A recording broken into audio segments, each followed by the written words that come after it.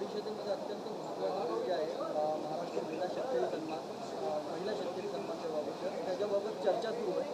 काय नेमकं बिल आहे, कारण राज्य सरकार स्वतः या बिलासाठी आग्रही आहे आणि या बिलाचा नेमका महिलांना कशा पद्धतीने फायदा व्हायला.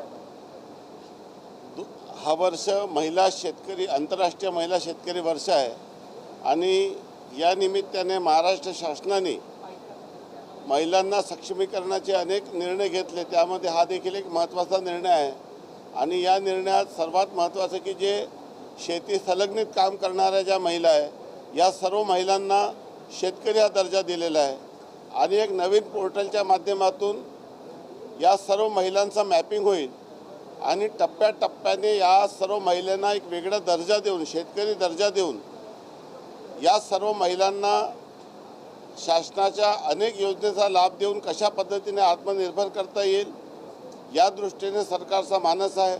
पोर्टलमुळे या सर्व महिलांच्या सुमारे 2 कोटी महिलांची मॅपिंग या ठिकाणी होणार आहे. त्यांना शेतकऱ्यांचा शेतकरी हा दर्जा देऊन त्यांना तसं प्रमाणपत्र मिळणार आहे.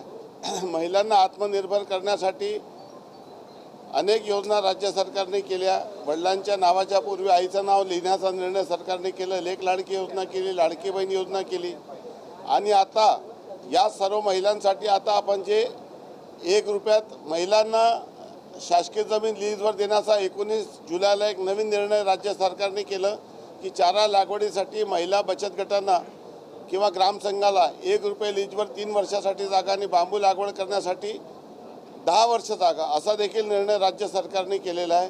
आणि सर्वात महत्त्वाचं की या निर्णयामुळे अनेक असे निर्णय आहे की ज्याचा लवकरात लवकर आता राज्य शासन अनेक काही असे निर्णय घेणार आहे की ज्याचा फायदा थेट या महिलांना होणार आहे. बजेटमध्ये किंवा पुरवणी मागण्यांमध्ये कुठलीच तरतूद झाल्याचं दिसत नाही.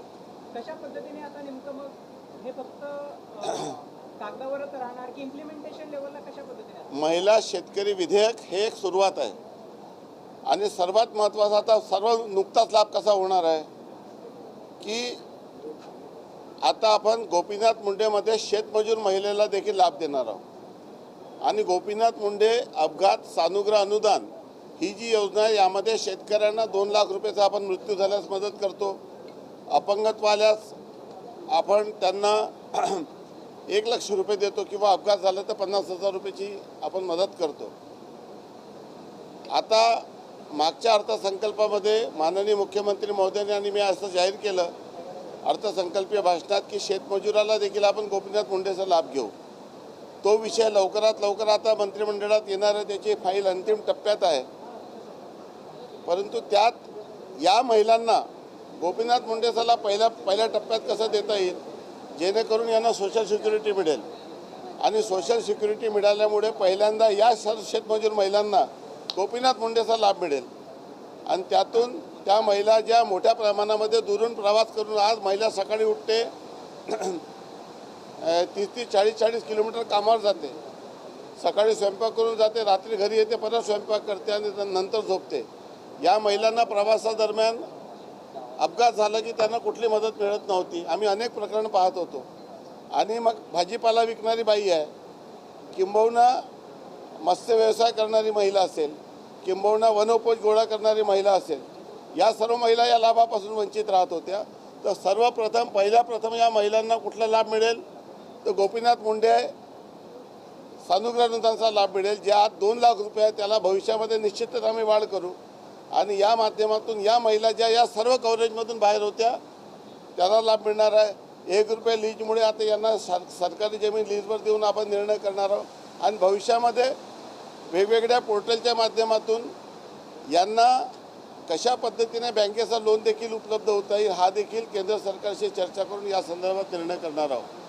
त्यापुढेही आज आपल्याला सांगू इच्छितो की कायद्याद्वारे महिलांना नवऱ्याच्या प्रॉपर्टीमध्ये इक्वल राईट आहे आणि वडिलांच्या प्रॉपर्टीमध्ये देखील राईट आहे.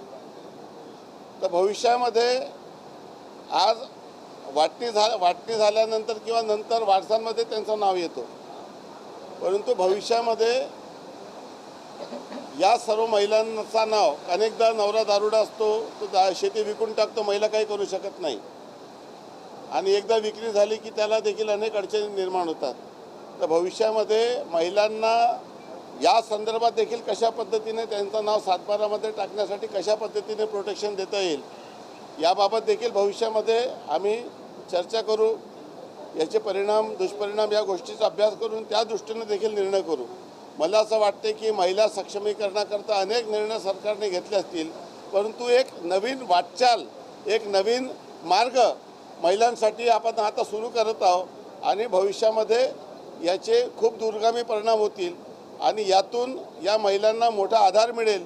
आणि मला विश्वास आहे की जसं आपला RTIचा कायदा देशाने घेतला, ज्या पद्धतीने आपला रोजगार हमीचा विषय केंद्राने घेतलं, ज्या पद्धतीने आपलं खनिज प्रतिष्ठान जे MDF होतं त्याचा निर्णय केंद्राने घेतला, भविष्यात देशातील इतर राज्य आणि देशात केंद्र सरकार देखील महाराष्ट्राचा या मॉडेलचा निश्चितच विचार करेल आणि माननीय मुख्यमंत्री आणि आमचे दोन्ही उपमुख्यमंत्री यांच्या मार्गदर्शनात हा जो नवीन विधेयक आपण या ठिकाणी पारित करत आहोत त्या माध्यमातून भविष्यामध्ये इतर राज्य आणि देश देखील या मॉडेलचा वापर करेल आणि महिला ज्या कुठल्याही कव्हरेजपासून वंचित होत्या त्या सर्व सुमारे 2-2.5 कोटी महिलांना या ठिकाणी पहिल्या प्रथम आपण लाभ देऊ आणि भविष्यामध्ये एक अधिकृत पोर्टलमध्ये त्यांना प्रमाणपत्र मिळेल आणि त्यासाठी त्यांना एक स्वतंत्र ओळख या ठिकाणी मिळणार आहे, एक स्टेटस मिळणार आहे, तो मिळेल. आजपर्यंत शेतमजुराचा कुठेही मॅपिंग होत नव्हतं. तो ई-श्रम पोर्टलमध्ये केंद्राने योजना आल्यानंतर नोंदणी सुरू झाली आणि आज नव्याने यांना शेतकरी म्हणून सन्मान मिळेल आणि त्या माध्यमातून अनेक एकल महिला, विधवा महिला, परित्यक्त महिला किंवा दिवस रात्र श्रम करणाऱ्या महिला यांना देखील एक नवीन व्यासपीठ या ठिकाणी उपलब्ध होणार आहे आणि हा एक क्रांतिकारी आणि ऐतिहासिक विधेयक आहे. त्यातून निश्चितच महाराष्ट्राच्या महिला सक्षमीकरणाच्या दृष्टीने एक महत्त्वाचं पाऊल आपलं राहणार आहे. प्रॅक्टिकली हे कधीपर्यंत पूर्ण होऊ शकतं? सर्व प्रोसिजर होऊन कधीपर्यंत? एकदा बिल पारित झालं की आम्ही टप्प्याटप्प्याने या सर्व महिलांना भविष्यात जास्तीत जास्त योजनेचा लाभ कसा देता येईल त्यासाठी प्रयत्न करू. शेतमजूर महिला शेतमजूर महिलांसाठी जे नियम टाकलेले असतात, महिला ज्या आहेत, एक मिनिट, शेतमजूर महिला ज्या असतात त्यांना या सगळ्या याच्यामध्ये योजनेचा लाभ घेण्यासाठी ज्या नियम अटी असतात त्या जाता करतात.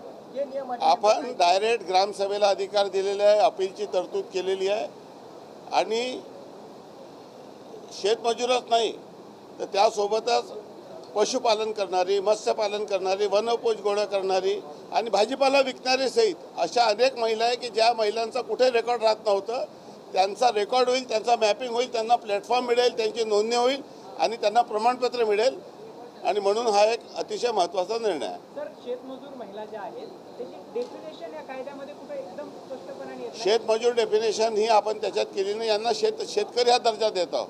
त्यामुळे शेतमजुरांना आपण ती नोट आपली मंत्रिमंडळात येतच आहे जी आपण विधानसभेत घोषणा केली होती शेतमजुराची, परंतु पहिल्या प्रथम या महिलांना आपण शेतमजूर नाही तर शेतकरी दर्जा देत आहोत. हा एक मोठा निर्णय येईल आणि जे माणसं असतील जे मजुरी करतात त्यांना शेतमजूर म्हणून सेपरेट स्थान देणारच आहोत, परंतु या महिलेला शेतमजूर नाही तर शेतकरी हा दर्जा देणार आहोत. पण ज्यावेळेस शेतकऱ्याचा दर्जा दिला जाईल त्यांना 1 रुपयामध्ये जमीन, यामध्ये असं सुद्धा होऊ शकतं एखादी शहरातली महिला ग्रामीण भागामध्ये जाऊन काही दिवस शेतमजुरी करेल आणि त्यानंतर 1 रुपयात जमीन घेऊन अशा पद्धतीचे आरोप सुद्धा विरोध. असं होत नाही. असं महिलाला कुठल्या इंडिव्हिज्युअल आपण देत नाही, ते लाभ आपण गटाला देत आहोत. त्यामुळे अशा पद्धतीचा कुठलाही गैरव्यवहार होणार नाही, गैरप्रकार होणार नाही. म्हणून पहिल्या प्रथम ग्रामीण महिलांना याच्यात आपण घेतलेलं आहे आणि भविष्यात या सर्व योजनेची किंवा या सर्व हे जे विधेयक आहे याची यशस्वीतावर अभ्यास करून परत पुढचा निर्णय घेण्यात येईल.